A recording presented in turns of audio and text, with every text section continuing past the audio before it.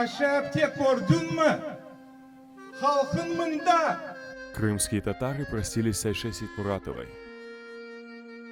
Правозащитница, диссидент, журналист, историк. Ее судьба по праву считается одной из самых ярких страниц в книге крымско-татарского национального движения. Всю жизнь она посвятила борьбе за права своего народа. И сегодня в последний путь ее провожали сотни крымских татар. Ayşe için gelip gitdi bir gün Ozgaran meni Muhammedхан Sultan meydanına yanına oстановка var. Bakın bir apay çıkıp otura Özbek sıfatı yaşçarak. Son Ayşe selamlaştı ayta. Bu benim подругам. Ben şunu ayta. Son geldi ben aytam ну gelip gite nete siz barıp kelmek gereksiz.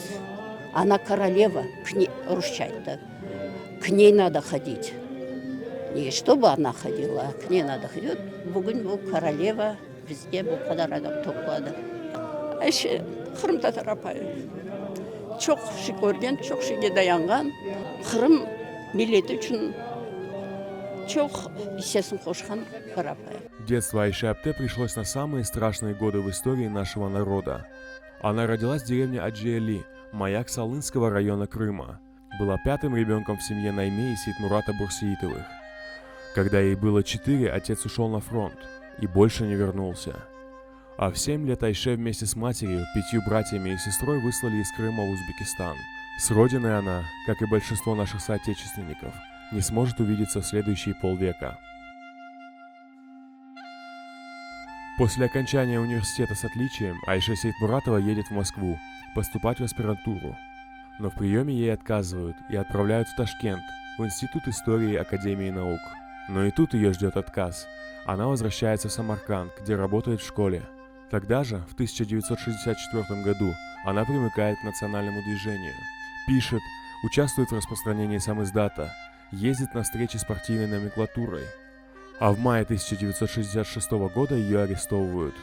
Айше Сейтмуратова получает свой первый срок, хотя и условный. Когда меня арестовали, приехали из Москвы, Комитет государственной безопасности Советского Союза, и я там сказала, 30 лет буду сидеть, если живую выпустите, все равно буду кричать, верните родину мою. В 1971 году Айше Сейтмуратову судили снова. На этот раз срок был вполне реальный – 3 года в мордовских лагерях. После освобождения она получила волчий билет и больше не имела возможности заниматься научной и преподавательской деятельностью. Подозревая, что власти намереваются поместить ее в психиатрическую больницу, Сейтмуратова эмигрировала в США. За границей она встречалась с мировыми лидерами и говорила о проблемах крымских татар. Но главным ее рупором на мировой арене стала работа на радио «Свобода» и «Немецкая волна». Ее передачи слушали и в СССР, что сделало ее настоящей легендой для молодого поколения инициативщиков. Айше Апте Сейтмуратову я слышал по «Голосу Америки» еще 1979-80-е годы. Это был голос свободы, потому что КГБ по национальному вопросу крымских татар вообще пыталась замолчать. Такой национальности, как крымские татары, в советской номенклатуре народов не было. Поэтому она освещала нашу проблему на весь мир.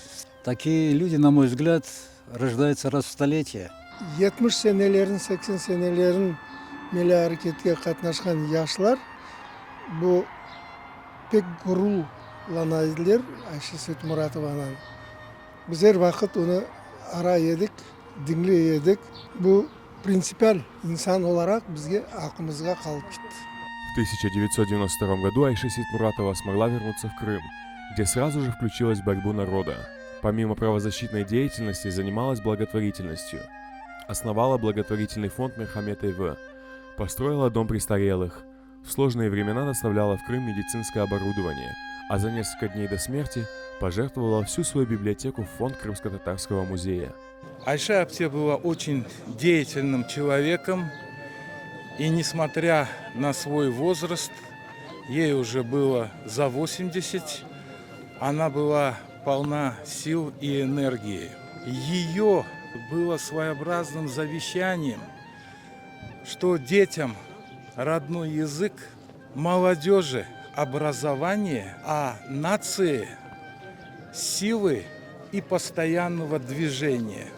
Сама ее жизнь, ее борьба – это своего рода наше духовное наследие. Поэтому ее имя вписано золотыми буквами в историю крымско-татарского народа. «Я пламенем сгорю на Красной площади», писала она в своем обращении к властям в 1978 году. Такой она и останется в памяти народа. Огнем, факелом, освещающим путь в борьбе за права крымских татар. ал